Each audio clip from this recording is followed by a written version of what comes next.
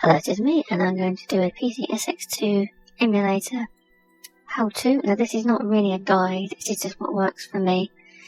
So, we've got the thing here, and what I did was I downloaded an ISO from EMU Paradise, and I burnt it to a DVD, so I run my game off a DVD. So, what you need to do is, if you want to do a boot from a disc, get a plug-in, and it says there, uses an external plug-in as a CD, DVD source. So you put your disc in, otherwise it won't know where it is. An ISO, you click that if you want to load it for the ISO rather than an actual disc.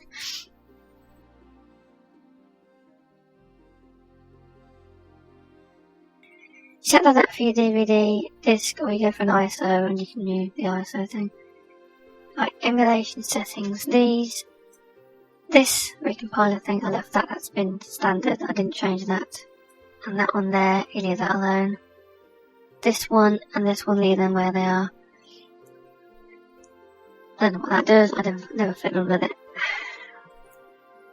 Again, leave that alone. It tells you here, basically, it says recommended settings, so you just leave these alone. If you fiddle with these, it might not work or it'll crash, so leave this, that, and that where they are. This, again, I didn't fiddle with this. I don't think I did. Again, these settings work.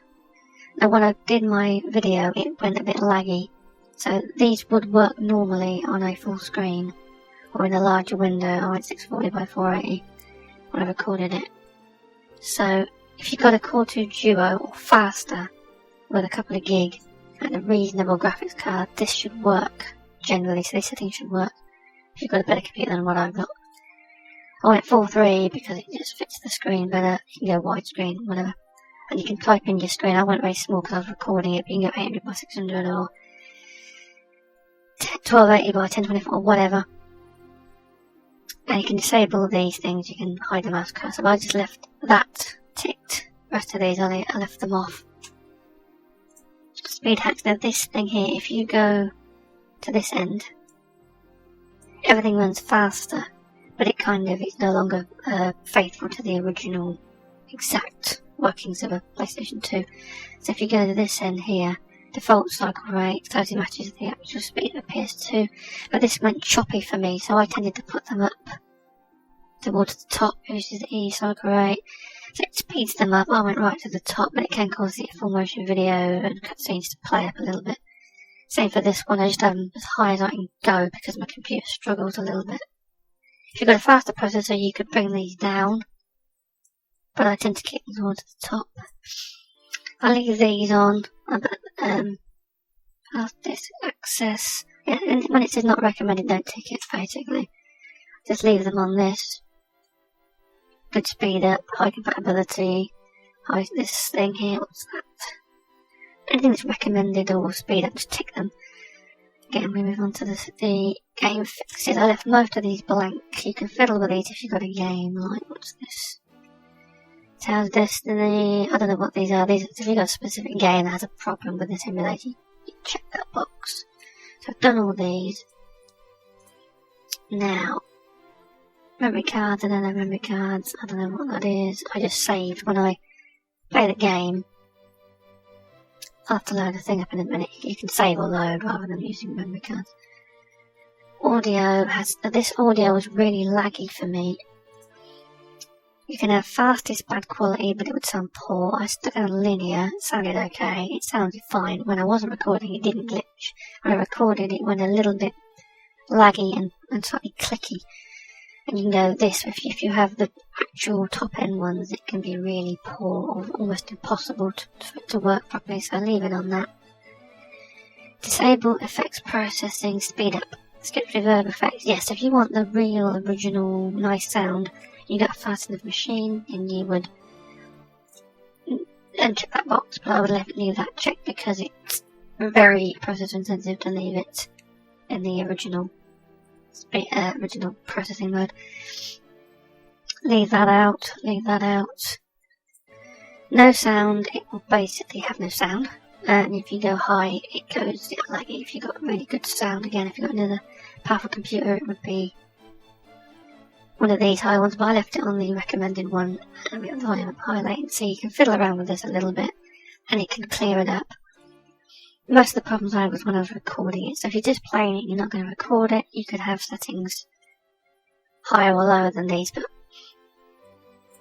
again, a faster computer would be so much better, because I have a lot of problems with my machine being not particularly fast, so again, you're going to put the phonics around. I'll leave it as stereo, basically, and I've left that unchecked. So there's one other thing I want to look at, apart from controllers.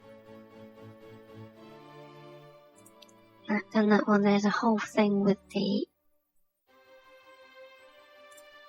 No, I can't find it now.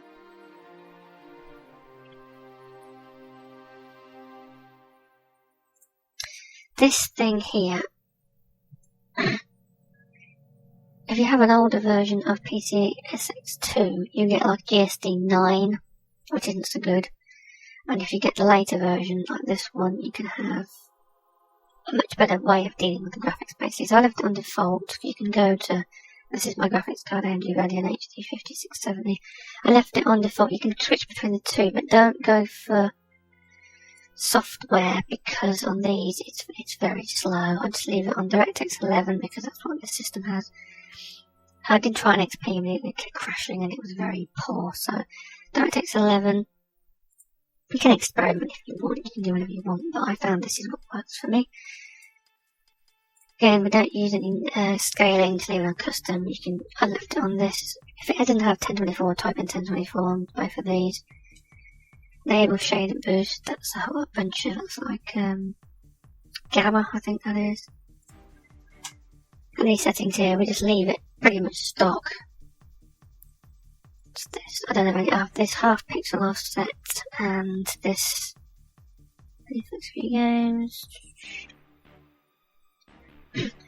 Generally leave these unchecked, one or two, this one and this one I left, I don't know why, it must have been something to do with it running better. Okay, that's pretty much that. Interlacing, leave it auto. Don't want to give the machine too much hardware, because you're running on an older system.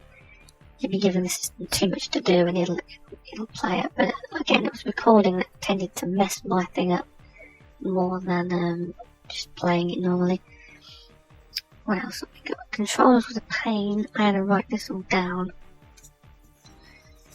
Basically, Windows messaging tended to work okay, direct input, monitoring in background. I don't have an Xbox 360, I'm using keyboard and mouse.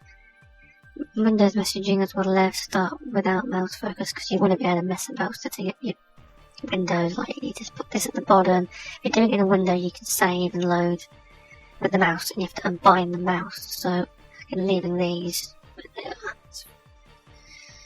What you want, normally you just want pad 1 and you have to basically get the PlayStation 2 side of things.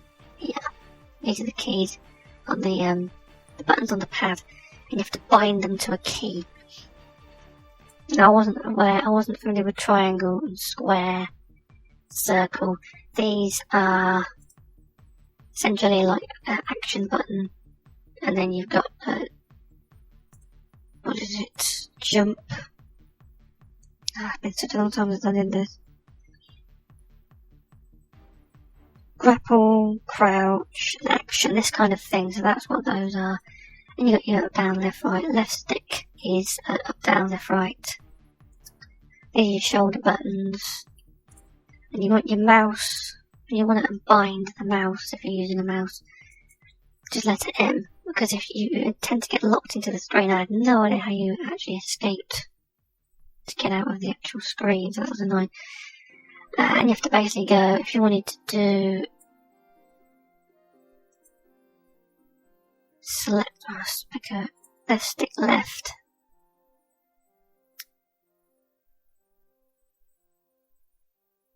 That would be, oops, I've done something there. Oh no, I've done something. It would bind it and you would press a key like what I've done there. You can delete them if you make a mistake, so if I go left, I don't know what I'm doing here, it's been such a long time. Yeah, what it does is you click that and then it comes up here, so this will be blank, there'll be nothing in here. So pretend you've got pad 2 going on and you want to assign square. Oh. I'll do that. Bloody hell. Square. Do you have to press it while it's thinking about it? Hang on a minute. So you have to press square. You say you wanted square to be controlled, and you do that. Yeah. So what you do is you press it, and as soon as you click the button, so triangle would be, say, space. When you go triangle, press space, and it will do it. You have to do it quickly, or it thinks it's the mouse button. And basically, you press the. It's a bit clunky. You have to press a button. You want this button here to be bound to on the keyboard. And so you have to set it up, so if you want to do space would be jump, as an example, whatever triangle is on the PlayStation 2 thing, you just assign that. And so it took a little bit of experimentation, and it was this is the most annoying thing about the whole thing for me, was setting up the controls to work with the keyboard, because in the game it said you got to press triangle or square, and I don't know what the hell that was, so it was a bit annoying. That's not my most favourite bit. Again, this is not an exhaustive guide. If you want to look at how to get this set up, there's plenty of guides. I'll put a link in the box underneath. There was a guy who I found on the internet, and he basically set me straight on some of the graphics settings, but there's plenty of guides out there on YouTube and whatever, how to set this up. This is what worked for me on the Call of Duo with the DVD version of the game I downloaded, so if I missed anything else, so USB, no, some of these are blank. I've been through most of it there. Again, I'm running it from the DVD, not an ISO.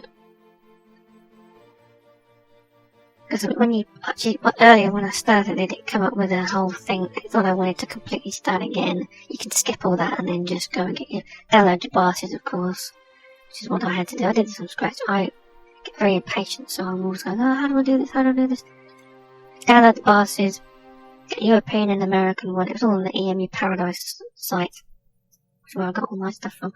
Let's just run the game. Just pretend you got your disc and the drive. You go to that, plug in, and then you boot.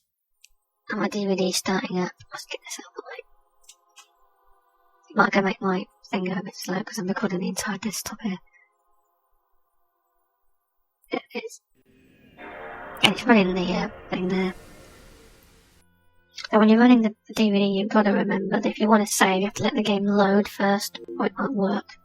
Load running it there. I had to change the BIOS setting again, it's very annoying.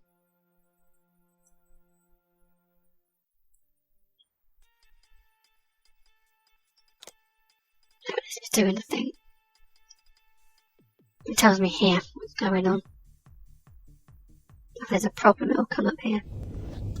Right, so if I go and I want to load a state, this is what might give me a bit of trouble because I changed the BIOS setting.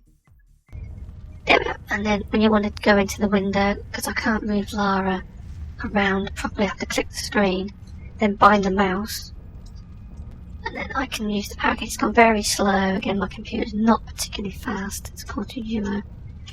It normally is faster than this, but I'm recording the desktop, so the machine's having a bit of a fit over it. The mouse acts like one of the analog sticks. I can turn the camera, and of course Lara will move.